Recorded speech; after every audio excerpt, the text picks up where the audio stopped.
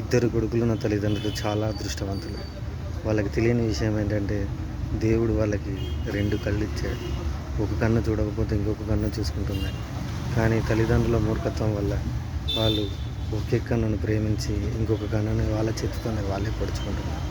అలా పొడుచుకోవడం వల్ల ఇంకొక కన్ను కూడా చెడిపోతే రెండో కన్నుని ఎందుకు పొడుచుకున్నాంరా అని బాధపడాల్సిన సమయం వస్తుంది. అప్పుడు ఆ రెండో కన్ను కావాలన్నా దొరకదు. అందుకని తల్లిదండ్రులు గ్రహించాల్సింది ఏంటంటే ఇద్దరు కొడుకులని సమానంగా చూసినప్పుడే వాళ్ళు మీకు ఏ దానికైనా ఉపయోగపడతారు. లేదంటే మీరు పశ్చాత్తాపపడా కూడా ఇంకొక కన్ను తిరిగి రాదు. కాబట్టి మా కళ్ళు మంచిగా ఉన్నప్పుడే వాటిని జాగ్రత్తగా చూసుకోండి. చెడగొట్టుకుంటే మీ తప్పులకి ఎవరూ బాధ్యులు కారు. చివరి క్షణంలో మీకు ఏ కొడుకు ఉపయోగపడతాడో ఆ దేవుడికి తెలియాలి. కాబట్టి జాగ్రత్తగా ఉండండి.